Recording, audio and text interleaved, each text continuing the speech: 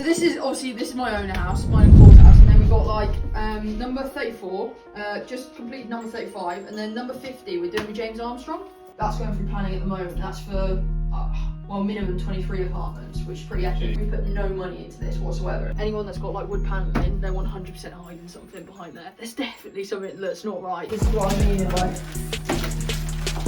some people are just not cut out for it. I'll tell you a funny story. Our stuff in like Cardiff, like plummeted. Yeah. That was tough. 130 Dumfries Street, which is going through. That should go in the next 2 weeks. Then we've got 194 Dumfries Street, which should go through in the next couple of weeks. Then we got the High Street, which is just down there. So we're looking at doing between 25 and 35 houses around here on a parcel of land that we want. I'll show you the one next door, and then you'll see like what this used to look like. Yeah. I don't know who like came up with the idea, but I've got another one, Cooperative Street, that we got an offer accepted for. So at the moment we're just trying to flip. We've probably massively ramped up over the last 9 months. Thinking about instead of making like 50 grand on flip, you're talking about making 500 grand or £1 million profit. Yeah. They will literally kick you downstairs and out the front door, and they will enjoy doing it as well. Yeah. We've got another block coming up in Cardiff of 5 flats, and then we've got another block of 4 coming up again in Cardiff, 6 in Bristol coming up. There's only so much you can kind of take on, do you know what I mean, before you're like... What's good, YouTube? We're back. We spent a day in South Wales with Hannah Mills from Bespoke Sourcing. She's a very successful entrepreneur.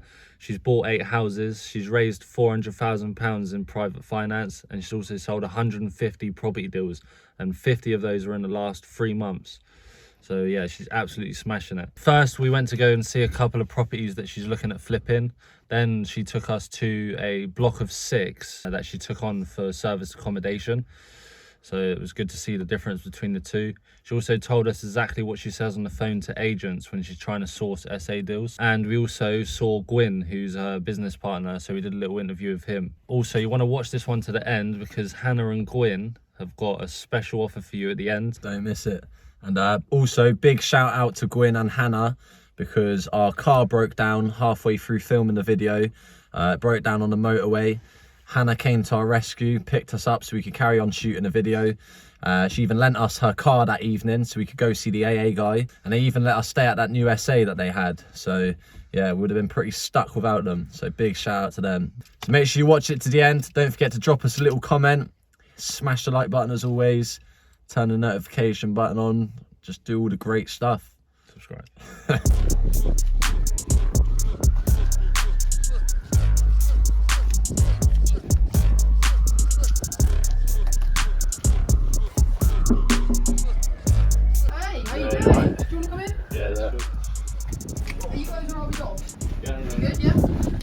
Like not next door to me, but 2 doors away.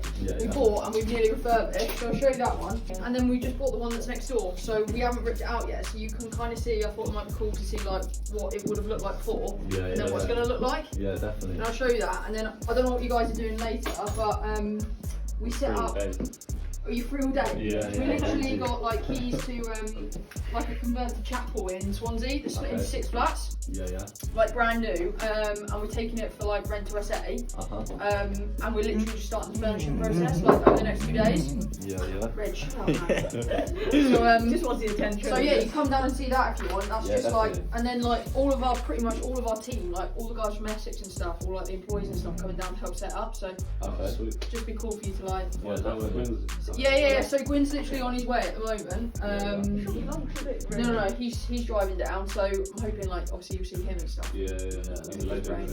Well, I don't know. Don't say that word, like. So we managed to get that one for both of them for 69 grand. Yeah. If they're on the open market now, in the state that they're in, they probably would I would say they go for 85, 90. Yeah. So we managed to get a nice little deal there. 3 on this road. So we got, this is my own house, mine and Paul's house, and then we've got like number 34, just completed number 35, and then number 50 we're doing with James Armstrong. Oh yeah. So we got that one, and then we've got 130 Dumfries Street, which is going through, that should go in the next 2 weeks. Then we've got 194 Dumfries Street, which should go through in the next couple of weeks. Then we got the High Street, which is just down there, which should be about a month. And then we got a refurb going on in Pontyguay, that's going ahead at the moment, so that's that one. We've got another one, Cooperative Street, that we got an offer accepted for. So at the moment we're just trying to flip. We went like 50-50 on a 4-5 bed house. It's doing really well. We literally had like a flooring company, like a resin flooring company in there from January, and they now want to extend till July, but they're not in there on the weekends. And some of the weekend bookings we're getting like we had a booking in there the other day for 3 nights for something like it's like £1,100. Yes. For 3 nights, yeah, because it can sleep up to like 10 people. So we're getting like lots of families book on the weekends. So that's doing really well, and the 2-bed cottage is doing really well. Cambridge is a good area for essays at the moment, but our stuff in like Cardiff like plummeted. That was tough. And the Newport stuff has just about got by. I suppose it's like picking up now with Cardiff stuff is really picking up. So they've given dates now when the lockdowns. That's it. You've literally nailed it. So They haven't done that here, have they? not well, tomorrow. Oh. Yeah, so they've kind of released like little details. So we started to see like a few bookings come in for Cardiff. So we had a 2-nighter come in yesterday for, I think it was 697 for 2 nights, which was nice. And then we had a 3-nighter in for I think it was about 950. So the weekend bookings are coming in for Cardiff now, but the cities are all about weekend bookings because everyone's going out to the country and the stuff for the weeks, like for the staycations. How do you manage it from Wales as well? So you've got just really good team. As long as you've got like contacts and people that you can like rely on, in terms of like if it's a maintenance guy or something like that, or an electrician or a plumber, then I don't see why you can't do it anywhere else in the country.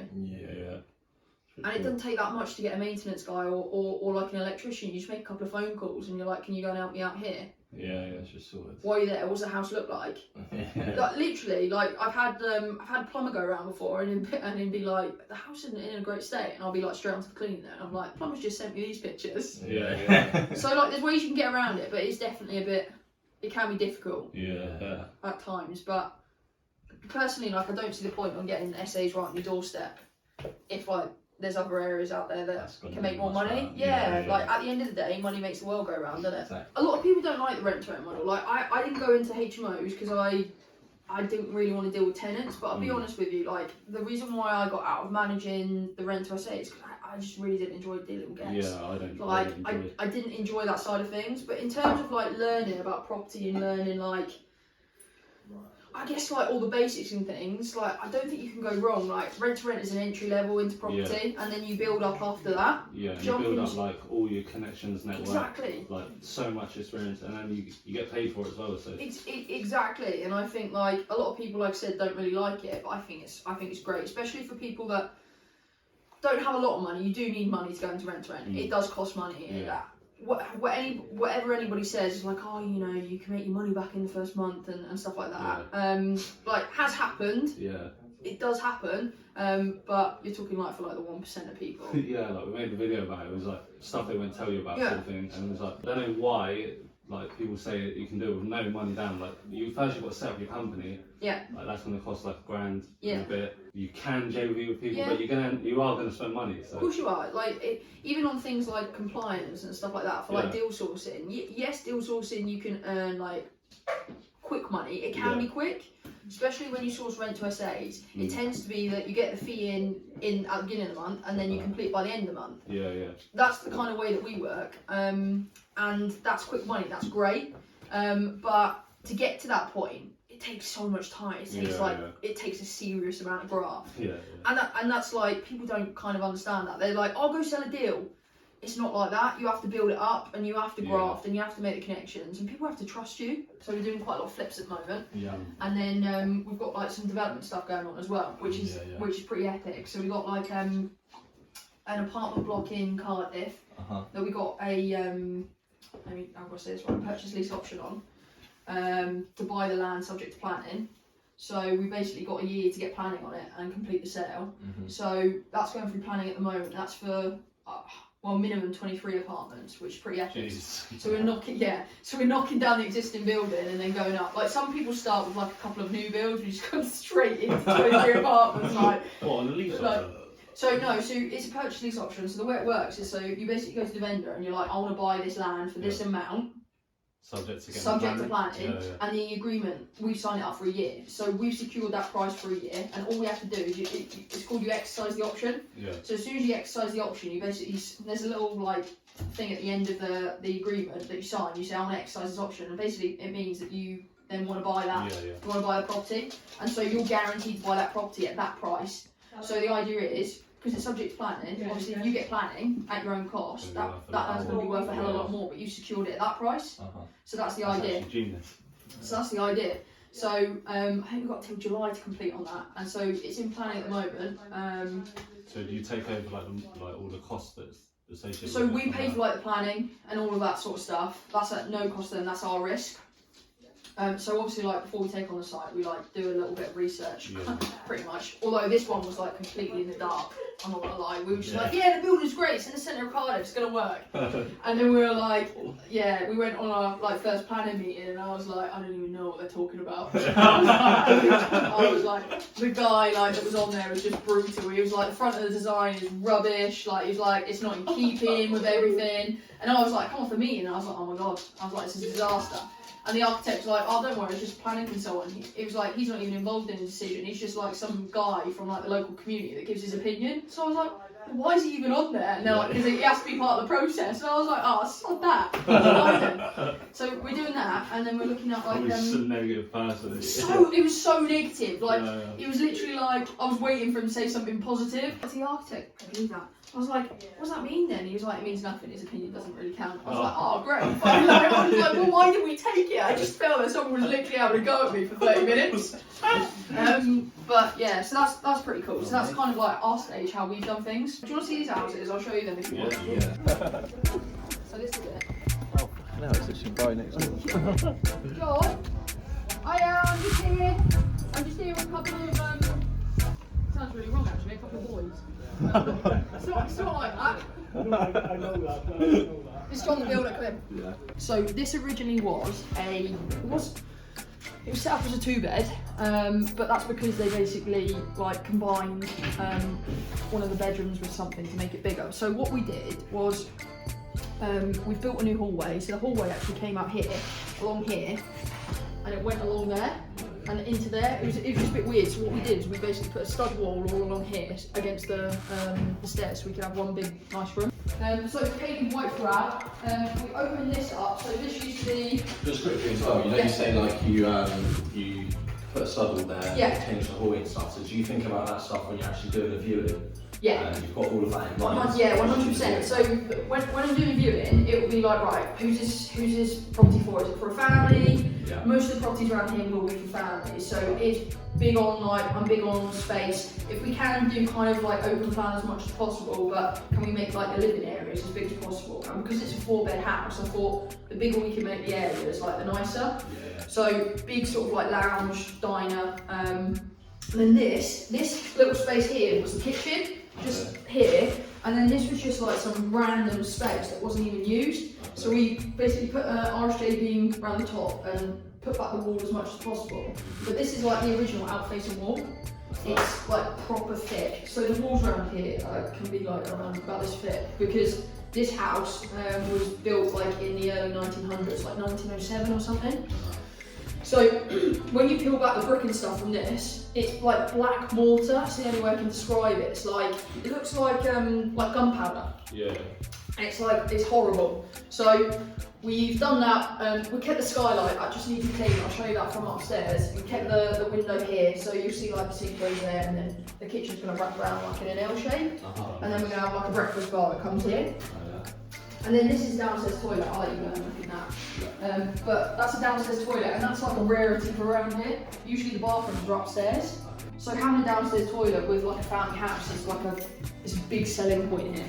We've now painted the outside of the house white as well. But you kind of see little things like this. We've got a leak coming in here. This is to do with the guttering. So this will be one of the last things that we sort out, just because it's a bit of a nightmare. I'm going to sort out the house, and then once we sort that out, obviously this will dry out. It will be with a piss coat, it'll go on first, and then it will have probably, I'd say, 2 coats of white which will go on it, just to make it look nice. But like it's been completely gutted, so all new electrics. All new central heating system as well. And then yeah, I'll show you guys upstairs. Obviously new doors, new woodwork. There'll be new skirting, and the carpet's literally just gone in. I think last night too. The bathroom, so the new tiles have gone down. And then we went for like a white mat, and then the shower is going to come down from up here. There's a new window's going in here because it's just shot. And then obviously we're going to scrub down the skylight and stuff, and then AstroTurf is going to go on the garden. This one we split in two. So this was actually one big room. Here, there was like a walk-in wardrobe that came up to here. So we basically just knocked it down because we gave it about 2 foot.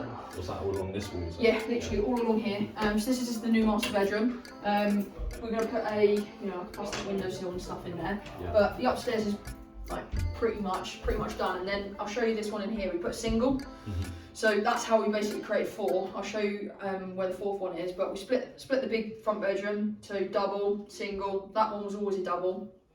But out the back there was like a weird, like a cupboard here, and then the bathroom was on the back. So what we've done is we switched it up. We moved the family bathroom to the front, and you walk along that corridor and you've got a nice size, probably I'd say, really small double, big size single. And so that's how we've created it. In my house, which is 2 doors down, we've gone up into the attic instead.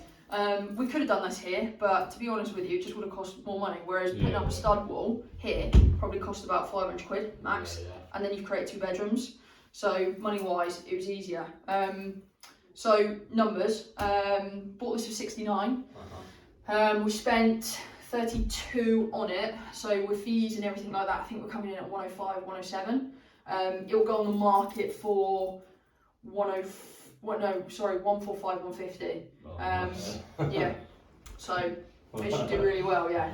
So for a flip like around the valleys, that's a decent amount of money. Usually flips around here, because the house price and stuff are between, actually you're looking at like 25k average for a flip. So this one's really good. And so obviously we bought the one next door.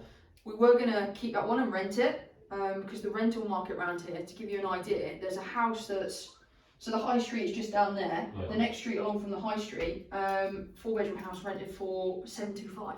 Jeez. Around here, which is just crazy. But I think where we are at the moment, like, we can't not flip it. Do you get what I mean? If we're talking about that type of profit, 40 grand, let's say roughly. 45. Take quite a while to get that back in rental. It's just money in the bank, isn't it? When you've got cash, like cash is king. Especially around here when you're putting in offers, it's always, is it cash? It literally always is. This one's actually with my cousins, so we've put no money into this whatsoever. It's all funded by them, but we take 50% of the profits. Oh, nice. And then we've got another one on the high street, my uncle putting all the money in, we take 50% of the profits. We've got another one down there where we've bought it, like I was telling you on the bridging product, so we get 85% loan to value. Not on the market value, but not on the price you paid for it, but on the actual value it's worth. So for instance, say if you buy a house for 50 grand, but it's worth 75, they'll give you bridging for 75. So you could potentially buy a property with the bridging finance without putting anything down. That's crazy. Which is pretty cool, right? So on the one that I was telling you on Dumfries Street, that's a 3-bed house. The builder is funding the whole refurb. So we're putting in the house, we're buying the house, he's funding the refurb, and we're just splitting the profit. And it's costing us about 17 grand. And we're probably, the profit on that one is going to be around about 50, 60 grand. That's how we've scaled up. We've just used like other people's money. Doing deals with just doing deals with different people, being really clever with finance, getting off market properties, building relationships with estate agents, been like proper key. So we've got a really good relationship with a particular one, and she lets us view properties before they come on the market. Oh, nice. So we put in the offer the night before it comes in the market, she puts it straight to the vendor accepts it, goes on the market, and people are going crazy because they're like, I want this house. They're bidding sort of like, we bought one for 64 grand, she was getting offers in for like 75 for people that wanted it, but we'd already secured it, memorandum of sale come over. But I think for us at the moment, we're more concerned with flipping than we are with holding a portfolio. It's great having a portfolio of houses around here, and yeah, they do bring rental amount, but you're talking sort of like 10 to 20 houses that really you need to bring in a rental amount of like 2.5 grand, 3 grand. But I think where we're going is we're like flip, earn the money, and then we can pay for like the planning costs for development. And then you're talking about, instead of making like 50 grand on a flip, you're talking about making 500 grand or £1 million profit. Yeah, it's a slower project, and yes, it's going to take 2 years. if you're developing it out. But if you're doing like planning gain stuff, you literally get the planning within a year, and then you flip the deal. So like planning without doing anything. Yeah. So one of the things we're looking at is in a site in Essex. So the way it works is secure the property, like a lease option. Let's say you could do it. Secure the property. You pay for planning at your own risk. Yeah. Then what happens is you find an investor. You say, look, I've got a property, got planning permission on it for 10 houses. This is the GDV, NGDV. Here's the plans, all been approved. Lease option expires, let's say August 2021. What happens is you kind of buy the property and sell it on the same day, and then the difference between the two just lands in your bank account. So you buy the property for, let's say, 900 grand. He buys the property or the land from you for 1.5 million, let's say, and then the difference just falls into your account, and that's like planning gain. So you make the money by planning, by getting the planning, and then you sell it on. So is that what you're moving into? Right?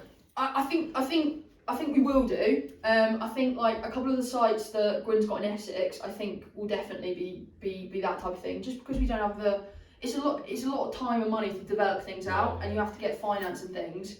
So I think we've got a couple of ones that we're looking at doing. So we're looking at doing between 25 and 35 houses around here on a parcel of land that we want. And then we've got flats in Cardiff. There's only so much you can kind of take on, do you know what I mean, before you're like, because we've got the flips and things. So I think that's where we are, but that's another way that you can make money.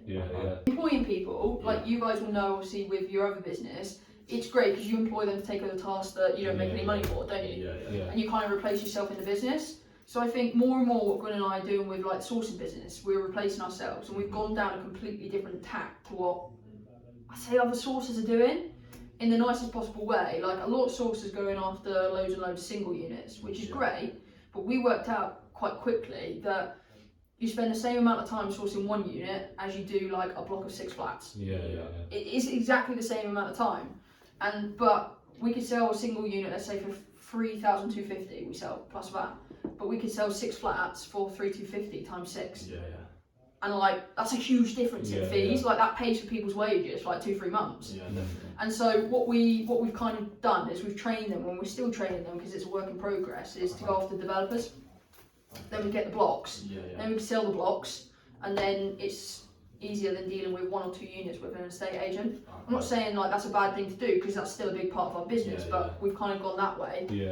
And that means that like we can just sell so many more deals. But yeah, do you want to see the house next door? I'll show you the end bedroom, so you kind of got an idea. The other bedroom. So we had to put the waste pipe there really annoyingly, just because of the fall. So it was here, but because of the house, you need like obviously a little bit of gradient on the. This is like the, I guess the single. So it's not like this. Basically managed to put another single in it, which is all right. And then boilers in here. So yeah. That's your main tenant profile, like families. Round here, 100%. Like most people will rent round here will be families, and the best thing is that they stay for a long time. So I'll tell you a funny story. The letting agency was like, "Oh, I've got some tenants for you. I've proposed like 565 for them in rent." I was like, "That's a lot for like Mountain Ash." I was like, "Yeah, great." It's like, "But they've got cats." I was like, "What do you mean they've got cats?" "Well, they've got 2 cats." I was like, "Can we ask them for like a little bit more rent?" I was like, "I don't mind them staying, because anybody that's got cats or pets or something, like they'll stay in a property for a long time because it's hard to get them." So she was like, "Oh, well, what do you want to ask?" And I was like, "I don't know," I was just blagging it. I was like, like £5 extra per cat. And she was like, she was literally like, "All right then." And I was like, I can't believe she's actually going to ask that. So she went back to them and was literally like, they want like £5 extra per cat. And I was like, I felt so stupid, because I was just literally bagging it. And I emailed her that night and I was like, "It's fine, don't worry, we'll accept 565. She came back the next morning and was like, "Yeah, no, they've accepted it." I was like, "Shut up." They literally accepted £5 per cat. And then she was like, you checked if they got any more cats. I was literally like, what if they have kittens? I was like, I can just imagine her being like, "What about per kitten?" I was like, £2.50 per kitten. Like, what made you choose Wales as well? Well, I went to uni here, so like, when did I start uni? Like 2010, went to Cardiff uni, and then just never left really, to be honest with you. Like got a job in the city, like qualified as solicitor, hated it, got a job in Bristol, and then just kind of like met Cora, and then because she's from around here, she was like, oh, the house is like 8 grand. I was like, I come from Cambridge, like 80 grand wouldn't get you a deposit sometimes, like from 80 grand. Same from Bournemouth. I was like, what? And so just kind of moved it, and then fell into like the property thing, and I was like, I'm actually in like the perfect area to like do quick flips and cheap houses. Yeah. And I was just lucky. Just really lucky. But yeah, that's pretty much this one. I'll show you the one next door, and then you'll see like what this used to look like. Yeah. It's pretty old school.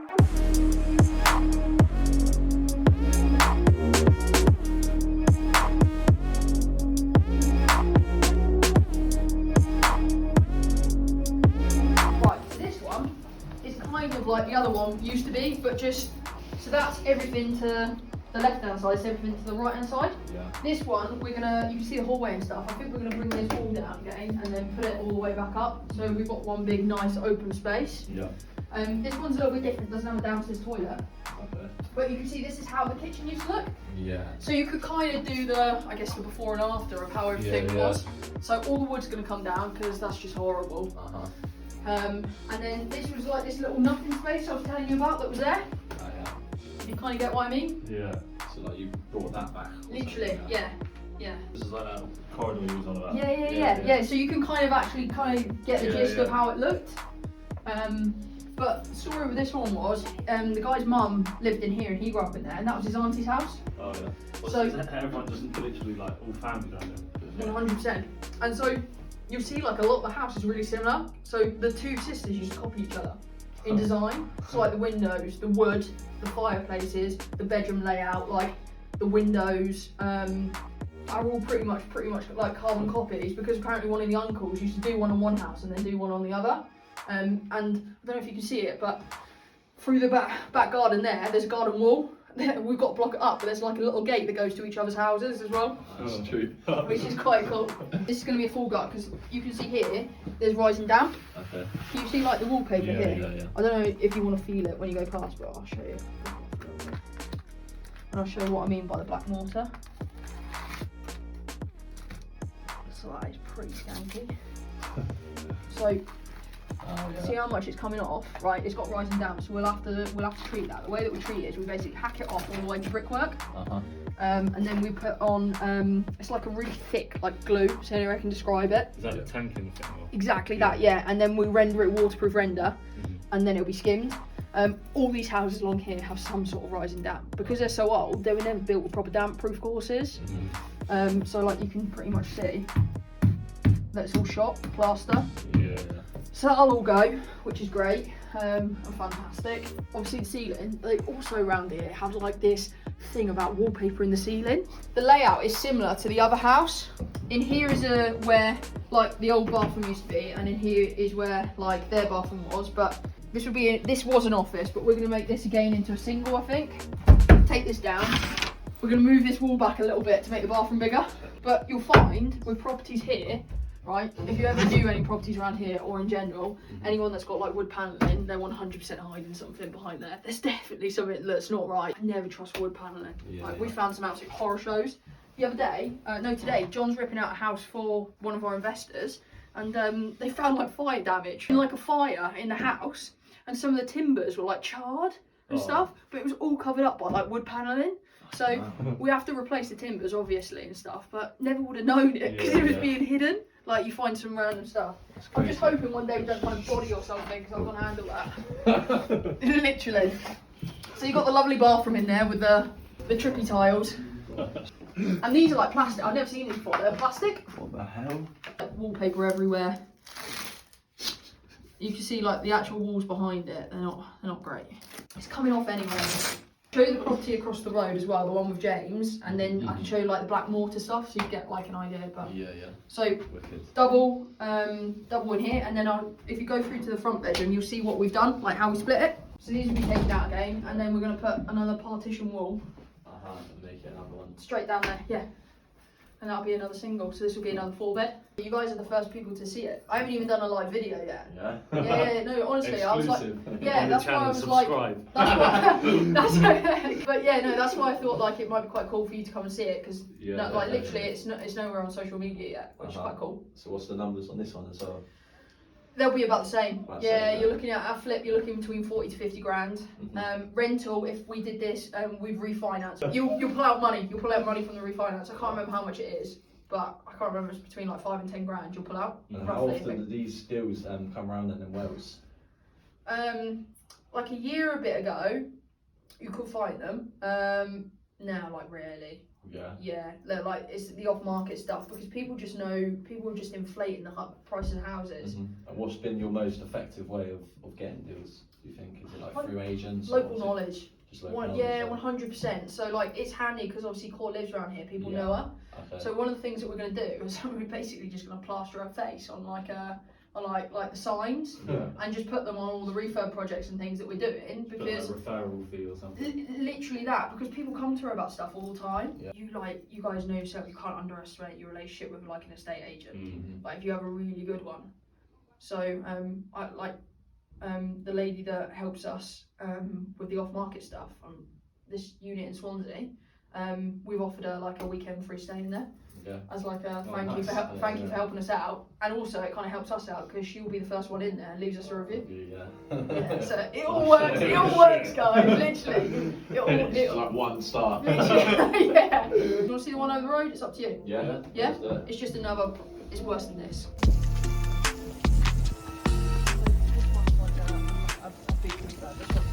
Top to bottom windows, doors, everything.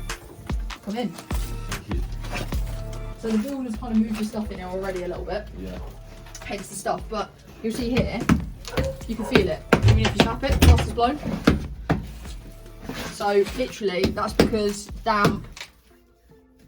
You see the black mortar behind it. Yeah. It's just like literally has not been touched in. I don't even know how long. You can even see the black mortar. Oh yeah. That stuff's rancid. So that stuff needs to be like hacked off completely, back to the brickwork, render, and then reseal. But this is basically this is another one. Oh, they've taken the freaky picture that was up. Oh no, it's still there. Yeah, like, it freaks me out every time I go in there. It does. This is like, to give you an idea, this is an extension. This is how thick the outside walls are. So like, can be a nightmare to deal with. I'm not gonna lie. If you're looking at like putting windows and things in, doesn't just take one sledgehammer. That's like, yeah. And literally the brick sizes, they're not bricks, they're stones. Yeah, they're like that. They're literally like that. The bathroom in there, like your lovely avocado little suite, and then the toilet's there. So what we'll do is like basically combine it. There's a stud wall in there, make it just a bigger bathroom, and then I think James was talking about putting like a sliding door in here. Because then you're not like coming in and having to wiggle around, and this is what I mean by. You see the floor? It's not straight. You literally walk uphill this way. Yeah. So that's because I don't know who like came up with the idea, but in some houses there's brick, right? So you got your timber frame and then just brick in the middle, but it's not attached to anything. So you literally got a whole brick wall up here, so you can imagine like the load, and then it's not attached to anything. So as soon as you like winch that floor up a little bit to level it, the brick wall like starts going like this because it's not attached to anything. There's literally no point for it whatsoever. So we had to take all the walls down, get rid of all the brick, and then we just put stud partition up again. It's just pointless. But that's why you can see the floor is bowing. It's because of the weights of the walls. I don't even know what that's covering up. I don't even want to know what's covering up, to be honest with you. I don't know if we can get into it. So look. All those bumps are somebody that's done a really bad job on the plastering. But yeah, so this is another doer upper.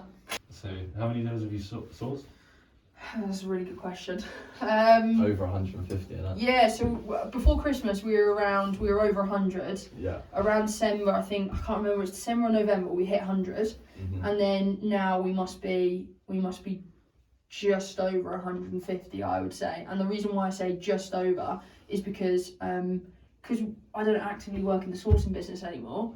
In the actual business, I don't really know what crosses the line on a daily basis, just find out month per month. Yeah. Because I guess that's a good thing. Yeah. But yeah, and that's mainly due to what I was saying to you, blocks. We're sourcing blocks. So like when I say like we're sourcing units, if we're sourcing like 10 flats in one block, that's 10 individual deals because they pay 10 individual fees. So we've massively ramped up over the last 9 months, which has helped us get there. One of the big things that's helped us as well, we've got like quite a few foreign investors. Okay.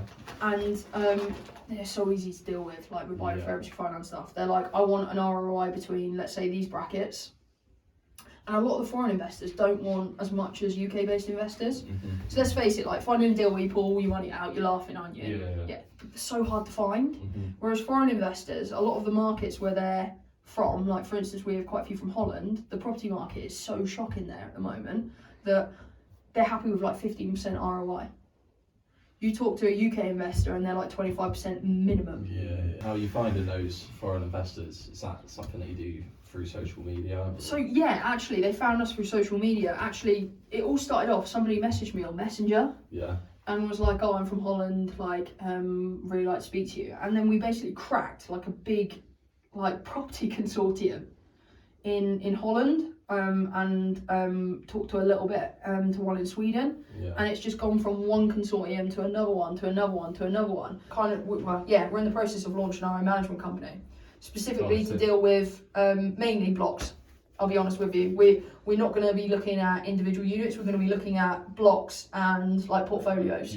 Because like if you manage one unit in a block, you can manage 6. And so we've literally just launched this management company, and like hopefully you guys come down to Swansea and you'll see it. And this is our first block. We've got another block coming up in Cardiff of 5 flats, which is just, that's going to be epic. That's right down the bay. They're like brand new, so that's going to be epic. And then we've got another block of 4 coming up again in Cardiff.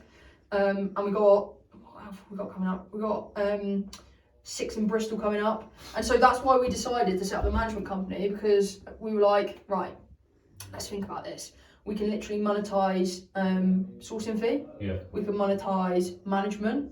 Plus we know, like, we've been through a lot of management companies ourselves. We know like the good, the bad, the ugly. So we were like, imagine if we could literally source units and then go to like our investors. Oh, we've already got your 6-month booking on your unit already. Can you imagine, like, they would literally sell like so quickly, and then we could charge an even bigger premium.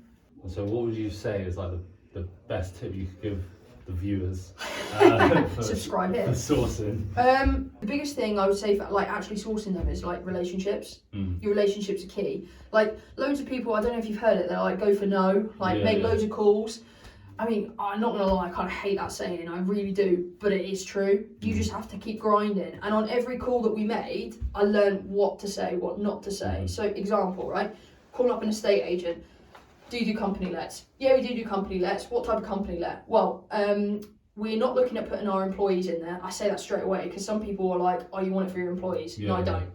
I'm not looking to put employees in there. We're actually a service accommodation company, but we mainly house professionals. That's our demographic. That's who we go after. Or what should be professionals? Like your employees? No, we house professionals that are looking to come into the city, that don't want to stay in a hotel, don't want to stay for like a 2-week period or 3-week period or maybe a couple of months. Right, okay. Will it be on Airbnb? I'm going to be honest with you, like when we have our openings in our calendar, we need to put it on other booking sites just to fill the gaps and the voids, but mainly we look to target professionals. And by literally saying you will put it on Airbnb and you will put it on booking.com, even though you are targeting professionals, they've got it in their head and they already know about it. And that's kind of the way that I go about my conversations with them. If you go in there and you're like, I do service accommodation, I'm looking for an Airbnb unit, straight away they will literally kick you downstairs and out the front door, and they will enjoy doing it as well.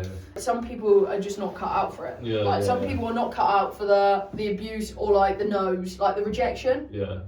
But if you just keep going and pounding and pounding and pounding, you get a breakthrough. Get tough skin as well. Like. You do, like, and property's tough. Finding rent to SAs is tough. It's not easy. It's really not easy. It's like rent to HMOs. Finding deals that actually stack. Because you'll find that loads of landlords with rent to HMOs are willing to come down on their rent. They don't want to come. Why should I come down on my rent? But I'm offering you a 3-year contract. Come down a little bit. No voids, no nothing. You make money, I make money.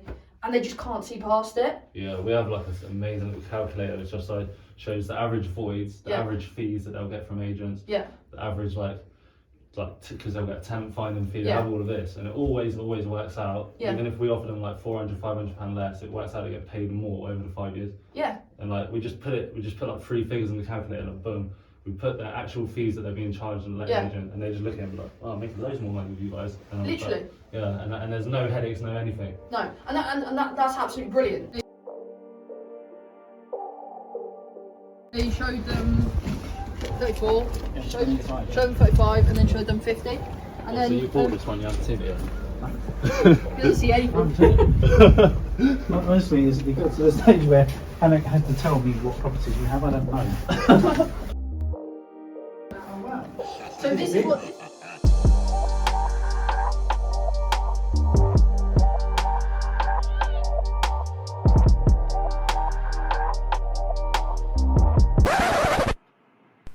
Oh shit.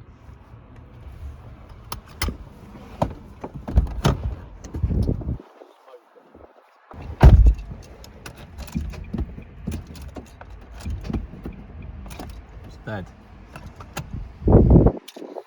If you need to stay in Swansea at the apartments tonight, you can do, and you can try and get a total garage in Swansea. Yeah, because our main concern right now is just to get the video finished, sort of thing. So like, I don't even like. Do you reckon I'd be able to leave my car here or something? Broken down on like the motorway. Yeah, so our cars broke down, but luckily Hannah and Gwyn have rescued us.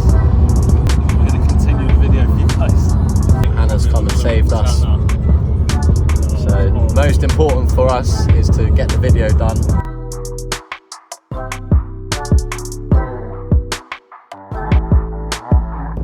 So turning this chapel to SA. Yeah. All going to be like rainbow SA. So kind of, do you see that like grey building ahead? Yeah. That's where the beach is.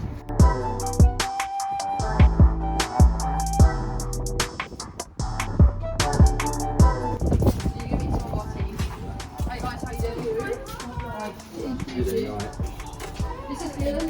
Steve, and their brother Liam. You alright? Alright, so do you want to give us a tour? Yeah, so these are the top flats. Yeah. These are my favourite. These are all one beds. Yeah. So I'll show you flat 6. The furniture's just been recently changed in here. There weren't ziplocs, but now there are ziplocs. So bedroom 1. The toilet is just behind you, Liam. The reason why I like it is because you've still got like the yeah, and then I think this is going to be like a seating area. So what's it? Is this the? Do you own this? This one? No, rent this one. So rent. Yeah. So this one's on a commercial lease for 3 years. Yeah. When did you get the keys for this one? Last Saturday. Last Saturday, yeah. Yeah. So is it? So you've just bought the stuff to like dress it up and get. So half the furniture was already here. Okay. So the landlord, like there's a table, a sofa, but the sofa's going actually. New sofa's going in. That's what he put in there, but sofa bed's going in. Okay. And then you saw the beds in there. He actually only had doubles, so Kay got them swapped out, and they're now ziplocs because obviously ziplocs are better, aren't they? Yeah. I'll show you the ones downstairs and also the 2 beds because the 2 beds are really quirky. Deb went straight to the developer and was like, "Hey, what are you doing at the moment?" And he was like, "Oh, I've got a block of apartments in Swansea." And she was like, "Can we have it?" And he was like, "Yeah." And that's basically, and he was like, "Oh, it's a converted chapel." I was like, "Yeah, great." And so, yeah, we just basically secured it on that front. So this is literally, this building was finished a week ago, like completely done, brand new. How long do you reckon it would take till it's fully set up there? 2-3 days. 2 days. Double. I'll show you in here. This is the little quirky bits I was talking about. Obviously, you can see the guys, they're literally staying over to set everything up. Like maybe like a little office bit in here. Yeah, that's decent. It's just quirky. It's just a bit weird. Yeah. And like I said, all of the front flats have this little bit in here. This is the other double. And so the cool thing was landlord literally put in all the furniture. So it came kind of like pretty much fully furnished, but we're changing around a couple of the sofas. Obviously we need to provide TVs, kitchen set and electrical packs, but it's not bad. Yeah. It saves cost, doesn't it? Something that we look for as well, for rent to rent HMO, we like properties that don't need much work. Like you can bang it out in a weekend, get it all dressed and ready for tenants. It's alright, isn't it? So we're hoping these will do really well, and loads of people want to stay in them, like families and stuff that want to stay by the beach and whatnot. But I'll show you. I'll show you the other one. I'll show you the other. So this is basically a carbon copy, number 2 of that. Yeah. This is another one bed. This is probably the biggest one bed, because you got a nice big room here. So like we've had the painter come in and paint some feature walls. Already in a couple of the rooms, and then in here you've got your long living room. So sofa bed will be going in here and replacing this. Yeah. So in all the one beds we've got zip locks and sofa beds, so it can sleep up to 4. So we've maximised it a little bit, but yeah. So these are the Swansea apartments. So yeah, they want to ask you, maybe all of you, because you know more than me. I think you do. They just want to ask you some questions about the rent and like how Free. about how We're not paying a penny. yeah, and about how you got it and stuff. So yeah, how did you like come about this deal? Good question. One of our team members, I remember back in probably October, November, said let's start to target developers, just because estate agencies were getting a little bit nervous about giving out too many properties for corporate lets. Because the market had changed a little bit, so if you can imagine that after lockdown, part 1, part 2, there's a lot of families that are trying to move, looking for accommodation. As you said, I don't really want to be fighting over scraps with everybody. So I said, look, let's target developers because look, it's a lot easier. They're going to be fresh products. They're kind of financially driven. It's just a money thing for them. Yeah. So we sent out a few emails to people, and the person literally replied back same day, said, I've got something here, would you like it? It's like, he said, I usually would give it to the student market, but for Chinese students, but because of lockdown, it's not going to happen. He said, I'm happy to sort of diversify a little bit and do some different stuff. And we said, yeah, okay. So emailing, a couple of calls, and that was it, done. So usually with agencies, it's a little bit more difficult because they're always curious about who are you, what are you doing, sort of where do you come from. With developers, I find they're kind of just more practical. It's kind of like, is it legal? Does it make money? And am I protected? Yeah. And it's a bit like they don't have any affinity to this building as much as it's their product. It's not their baby really. They've got other projects they move on to. So with landlords, sometimes it's my mum's old house, or it's something specific to them and kind of a bit more close. So I don't know. I think that we struck gold a little bit with this one. We've given it to an investor, which I don't know if Hannah's explained, but no. And hopefully going to make a real good go of it. It's going to be a really, really nice unit. And it's a beautiful, beautiful building, And we I don't know if you saw the pictures from before, but it was a former chapel. It was, sort of very high ceilings, like usually in most new buildings you can barely sort of barely stand up, especially you, especially in Wales. But no, it's a really good building, and it's a central location. I think with the staycations, proximity to the beach. With this particular developer, landlord, he just basically said, as long as you tidy up, and at the end of it, as long as you clean it all up, I don't care. Which again, it just goes to show that some people are just, it's a financial thing. If you scuff the paint on the wall, just paint it again, I don't care. Or if whatever you're doing in there, as long as at the end of it, you're paying my money and it looks respectable, then why not? So what's the rent secured for? This is £4,333 per calendar month for 6 apartments, but obviously you've got 4 1-beds, 2 2-beds, so it's just split. So we split evenly across all the years. What do you sort of expect the cash flow to be? I think obviously the first couple of months is not going to be as stable, but the plan is to get some long-term construction bookings in. And I think that construction workers, if you've seen around the city, there's a lot of construction work going on. Even as you come into the city, I think per property, I would conservatively say £300 to £400 per calendar month as a profit, if the construction workers are here on a regular basis. But as you know, in service accommodation, it can fluctuate up and down. But with every property we take on for investor or for ourselves, you look to try and get the return back within 1 year. So if you're spending £8,000 we want to get that money back within 1 year's time. So for this property, it's something where we expect the ROI to be at least 100% in the first year. Yeah, so the main thing that you do really is like deal sourcing and stuff. So maybe just like what I spoke a little bit with Hannah about how you guys met and started working together. But, what would you say is been like a game changer or something that's helped you grow in the past couple of years? I think with how I'll answer your first question. So I met Hannah probably 2.5, 3 years ago, and when we did a mentorship program together and met on a couple of crash courses and things. And I didn't really know her, but kind of, when you look over and you think, I think she's quite a smart girl. I can see, I like her passion and her energy, and she looks like a good, wholesome, person. And because we were sort of doing a program together, I kind of was messaging her and saying, how you getting on? And it gets lonely when you're on your own. You kind of feel like you're slogging it out. You're working from 9 till 10 in the evening. And a lot of your friends and family can't relate to what you're trying to get to. Yeah, I think so. And so you need kind of people around you that are singing from the same hymn sheet, and you kind of can share the experiences with. And I kind of felt that she maybe didn't need me or didn't need me to be part of her journey, and I kind of was like going, maybe we can work together a bit, a bit of company, have a coffee every now and then, because it does get kind of a bit boring, a bit lonesome, and if you're in a bit of a rut, you want to talk to somebody about it and say, I've had a crap day, and if somebody else you speak to, they probably wouldn't understand what you're talking about.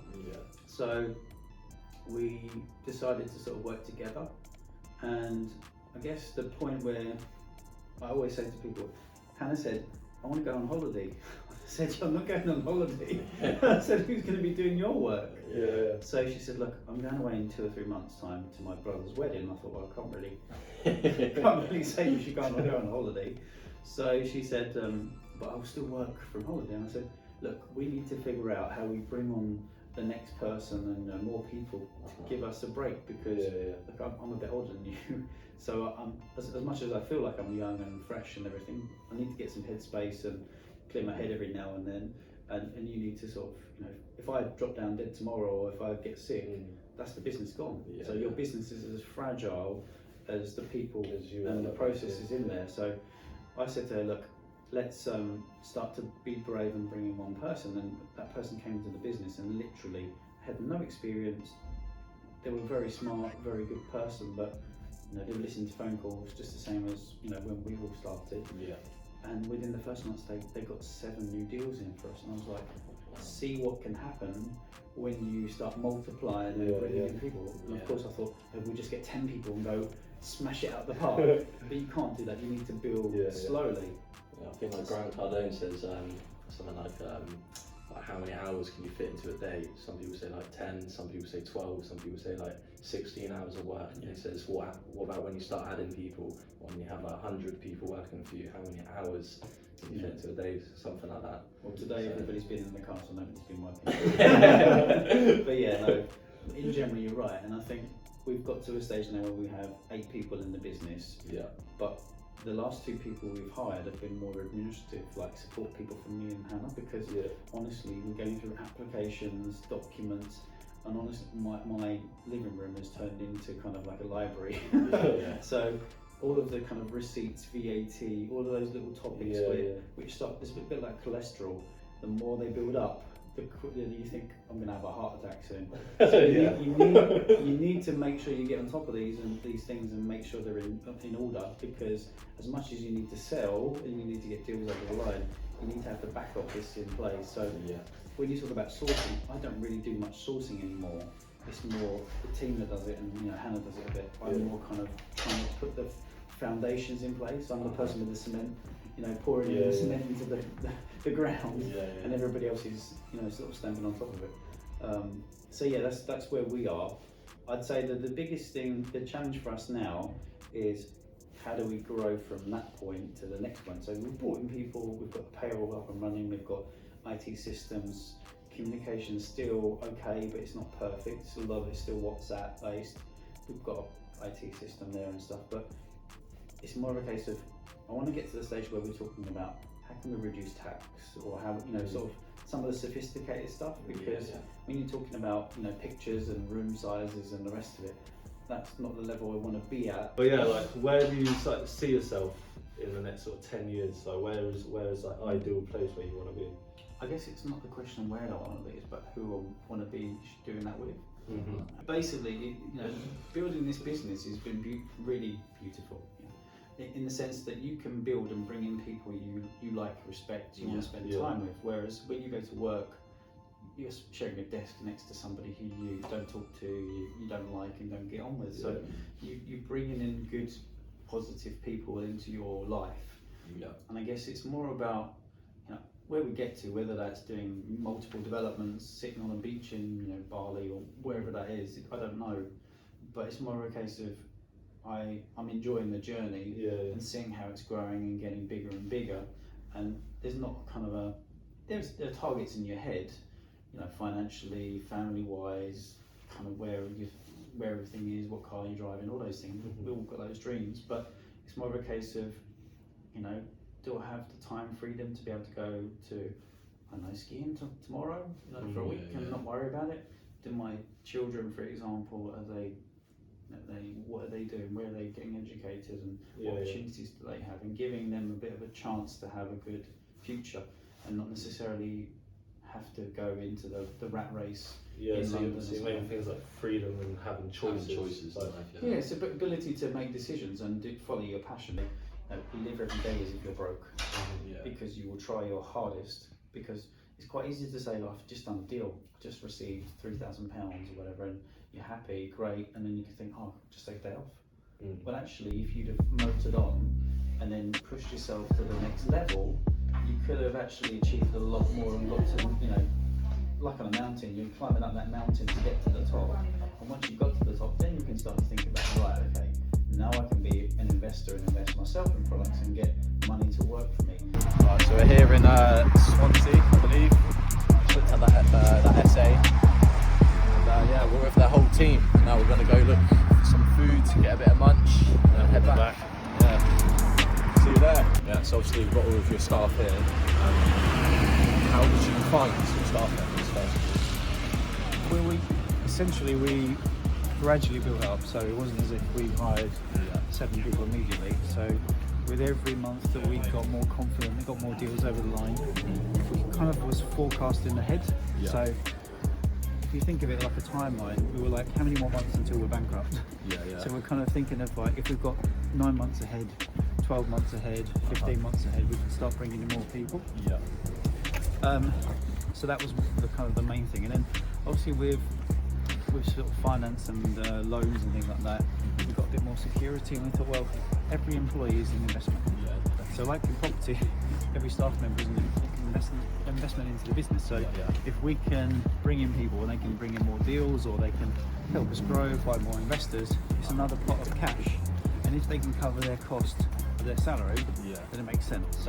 So and you're not paying them, you know, you're not paying somebody 12 months in advance. You can see after 3 or 6 months, you know, how people are performing. So so thanks for watching. I hope you guys have enjoyed. I hope you learned something. I've learned a lot. First we looked at the buy, refurbish, refinance deals, and we've ended the day looking at the SA units. So great, productive day. So for anyone watching, just click on the link below. You get 10% off your first stay here. Thanks very much to the Fontaine brothers for coming down to see us, and hope to see you guys soon.